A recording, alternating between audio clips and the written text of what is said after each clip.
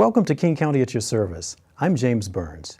King County District Court is the busiest court in the state, but thanks to a new software system, you'll be able to access the court without ever coming to the courthouse. Kimberly Hill has more.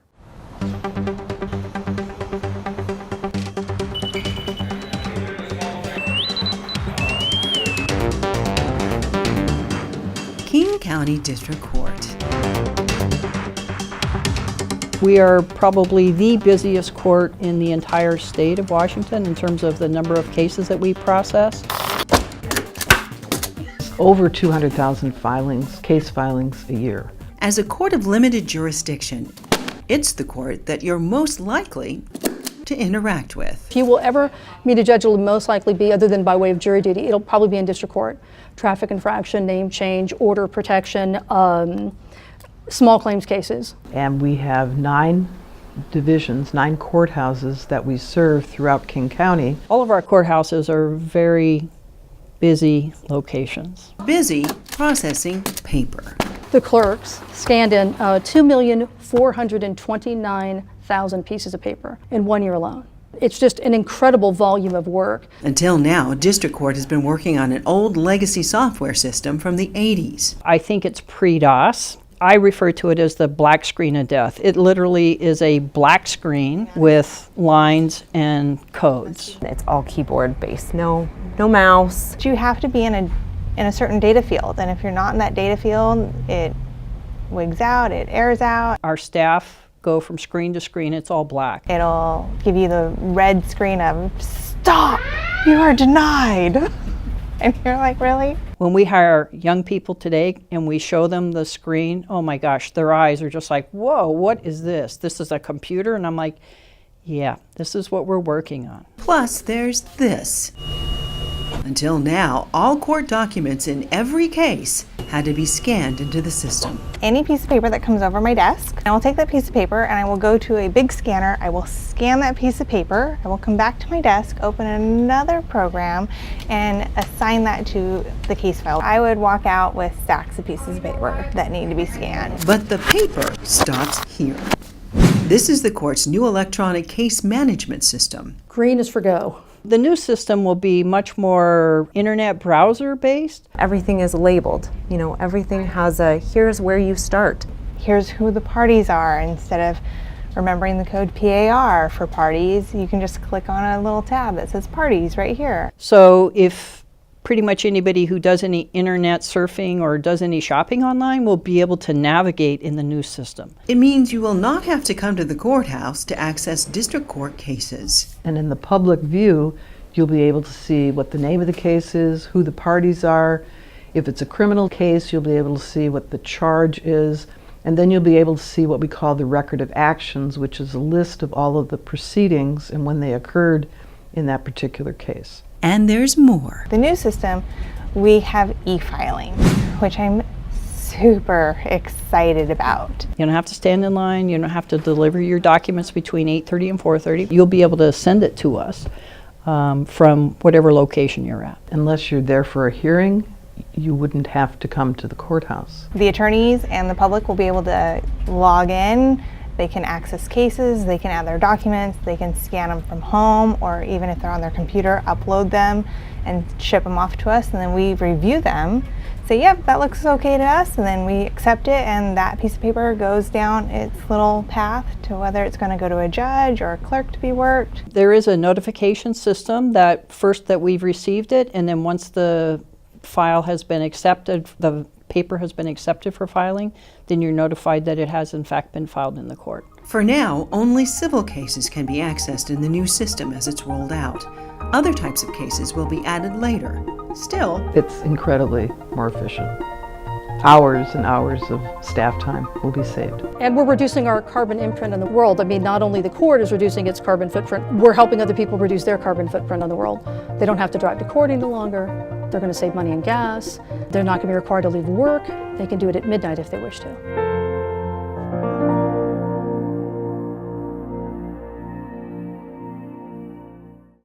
Recycling just got a little easier on the east side with a new state-of-the-art transfer station in Factoria. 1, 2, 3. King County officials cut the ribbon on the new $93 million station near Bellevue College. The 15-acre station replaces the old facility built more than 50 years ago. Our robust recycling programs are diverting record levels of materials from the landfill.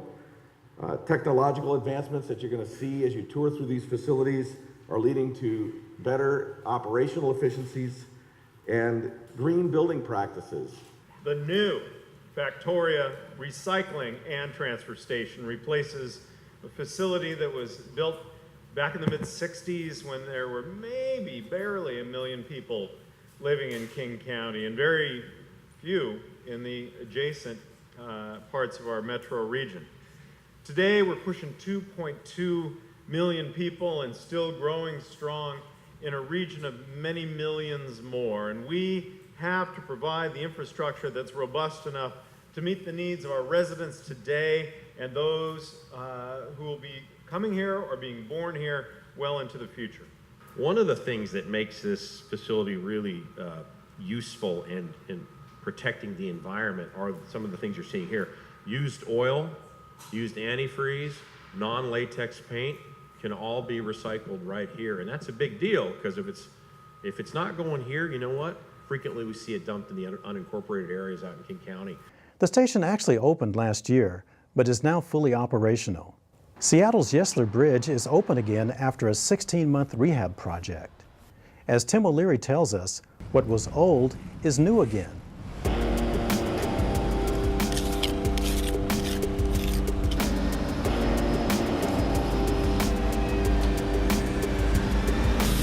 Finishing touches on opening day. Crews spent 16 months here, restoring an iconic beauty. The Yesler Bridge first opened in 1910. It's a 100-year-old bridge. It's a part of Seattle, right? But it's a part that needed some work. It was a really good-looking bridge, and it just needed a big facelift, and that's what we gave it. Named after Seattle's 8th mayor, Henry Yesler, protecting the structure's historical elements was key. If you look at the girders on the outside of the bridge, called the fascia girders, we actually took those en masse down to Jesse Engineering down south to be completely refurbished. They took them apart, took all the rust off, refinished, repainted them. So these are the actual 100-year-old girders. Then there were the thousands of cobblestones. Well, those cobblestones were part of the historical requirements of the bridge. We had to collect, clean, store, and eventually export all of those cobblestones. I think we filled the SDOT yards and then some. There are plenty of new bells and whistles, improved intersection design, wider sidewalks, and curb ramps that meet ADA standards.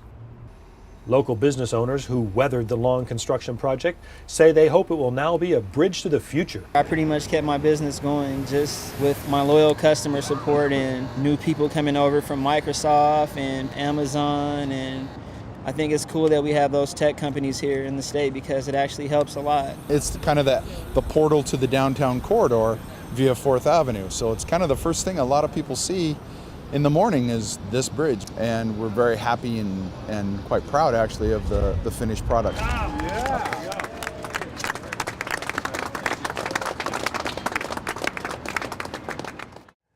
Good news for homes and businesses in South County. The largest flood control project in King County history is complete. The County Line Levee project is on the White River near Pacific. Crews removed more than 4,500 linear feet of an old levee and constructed a new setback levee to guard against flooding. This is an extremely exciting day for those of us that live here in Pacific. We remember all too well 2009 when many of our residents were flooded alongside the White River on the right bank side. And with this expansion, this restoration project that's taking place in the expansion of 121 acres to allow the river to flow more, is really going to provide added protection to all those that live in Pacific and provide us with some relief as we run into the rainy season. Combined with a second project that will also build a new levee along the right bank of the river, the flood district is providing a long-term flood risk reduction for Pacific and also improving habitat. This is truly a win-win for the community and for this incredible region. Crews are now planting more than 50,000 native plants and shrubs to complete the project.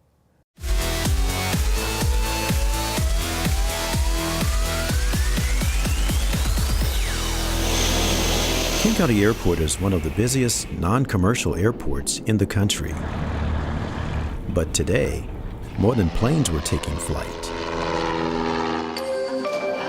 These kids are getting ideas for their own flight path.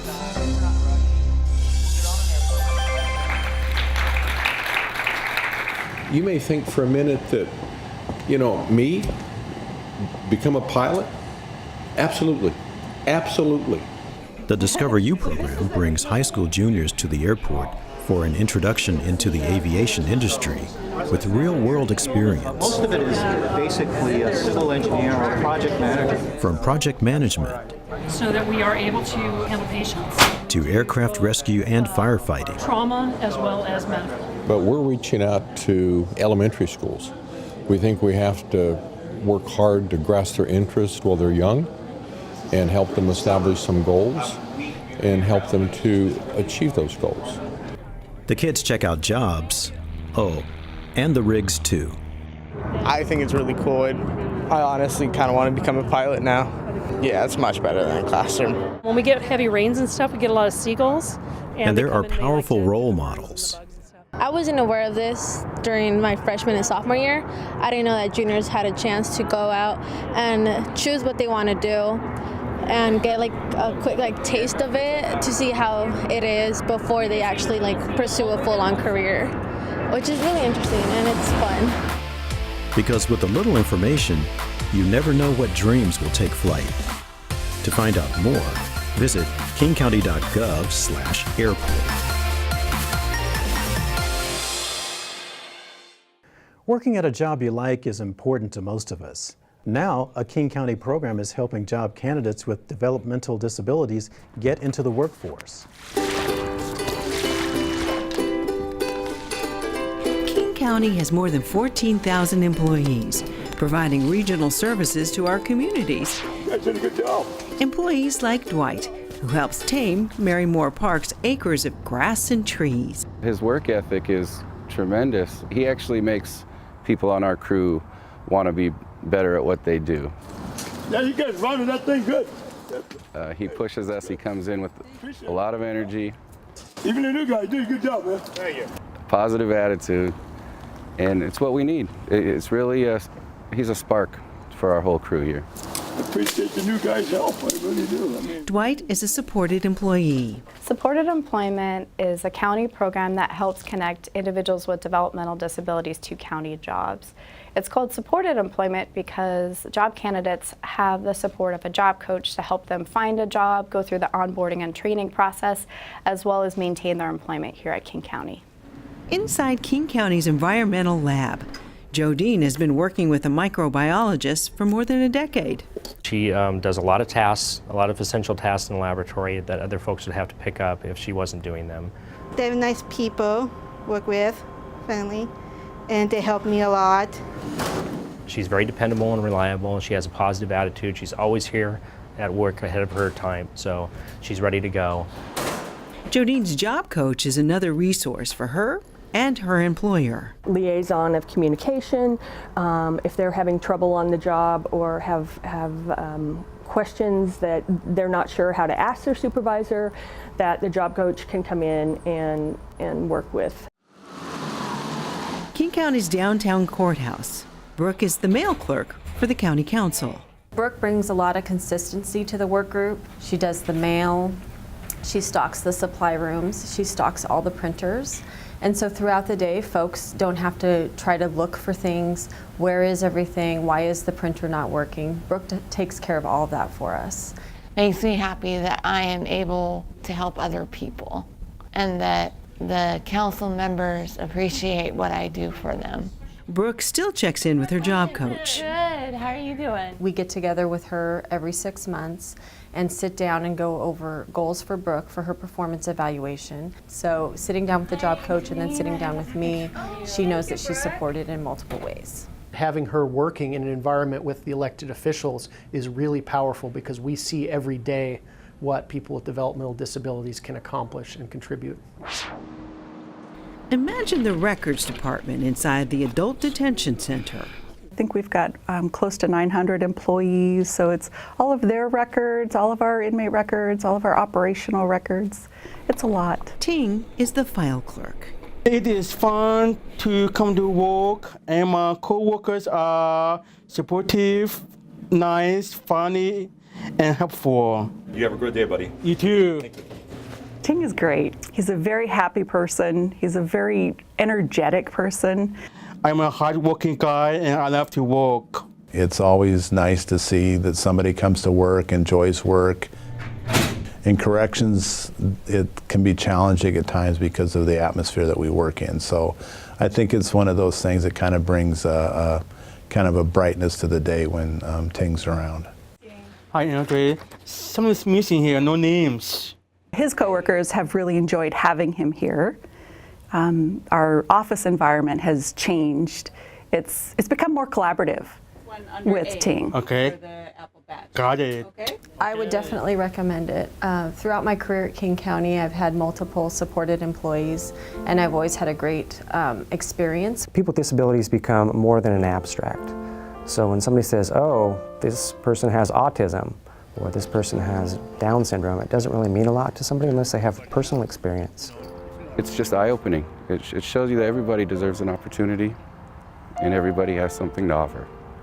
I urge all King County departments to look at their recruitment plans and see how supported employment positions can meet their business needs and equity and social justice goals.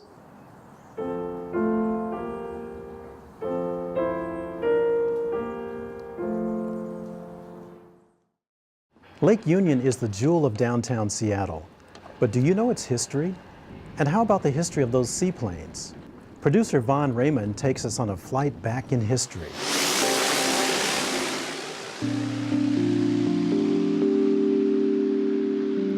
The seaplanes of Lake Union are an icon, a signature of the lake, part of a long tradition of seemingly incompatible uses of this urban lake.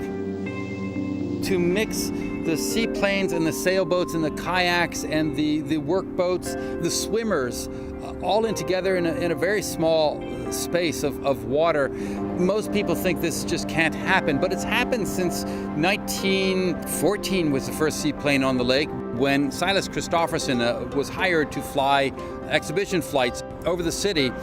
The first time a Seattle mayor went up in an aircraft at all was off Lake Union when Hiram Gill flew in 1914.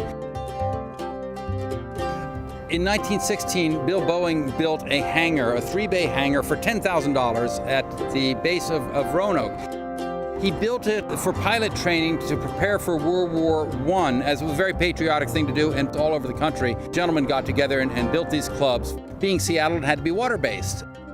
He very quickly took it over for his fledgling business, which was just starting up. He used it for R&D, and he used it for some significant first flights. The first flight, of course, of his first aircraft, the E&W.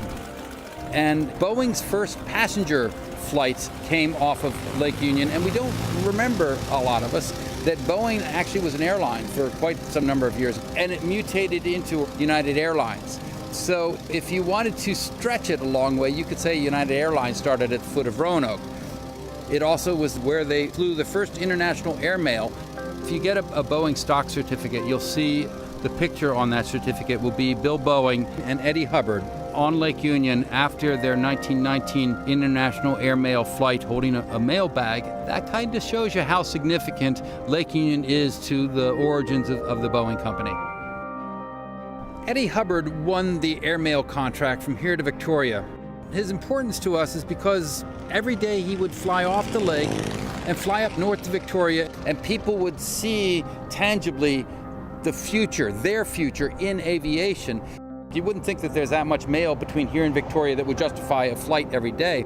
They really wanted to fly from Victoria to Seattle because they wanted to get the manifests off the ships from the Asian trade, so the docks would have a day's warning what's coming into port. This was the Prohibition period, and there are many rumors that the B-1 was flying alcohol between Victoria and Seattle, but landing somewhere up north, offloading the alcohol and continuing the flight. Bill Boeing was not terribly respective of the Prohibition laws. And the B-1 still exists. The B-1 is over at the Museum of History and Industry. That it survived all these years is a phenomenal artifact for us all. In the 1930s, the new market was to have a seaplane route from Seattle to Alaska. And what happened is that it wasn't financially worthwhile, but the people who flew the route recognized the great bonanza up in Alaska, and they all stayed up in Alaska. And they became the generation of legendary bush pilots of Alaska. The Boeing hangar was valuable to seaplanes on Lake Union because it kept them here through the 1930s when Lana Kurtzer came aboard. And Lana Kurtzer in the mid-1930s took a maintenance dock that was on the central waterfront, towed it around through the locks, brought it here and started doing flight training and charter flights from the south end of the lake. And he purchased a link trainer. And a link trainer is what they used to train pilots during the war. Because he did that, he was set up for the civilian pilot training program, which was a precursor to World War II. And Lana Kurtzer trained thousands of pilots on Lake Union. After World War II, the GI Bill paid for returning veterans' educations. A lot of them had extra money over, and they said, well, why not I just spend government money on flight training? And a whole bunch of veterans had a great old time playing on the lake, flying. Our economy was moving more to a recreational economy. So did the seaplane marketplace, flying to the San Juans, flying to Canada. So companies were fighting for this marketplace. In the 80s, there were 5 operators on the lake, and Kenmore did win the lake eventually. Kenmore Air is the preeminent international restorer of the Beaver de Havilland, which you hear out there, that low rumble radial engine. The last one was built in 1967. These airplanes are older than pretty much all of their pilots, but they are better maintained airplanes than you will find anywhere in this country in any form of aviation.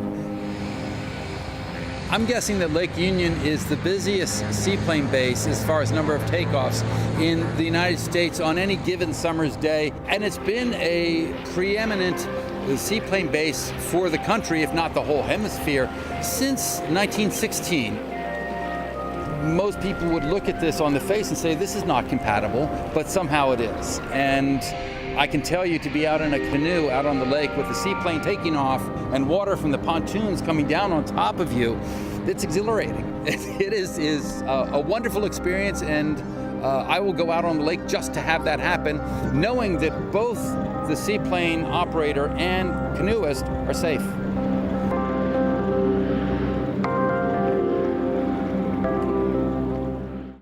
Thanks for joining us for King County at your service.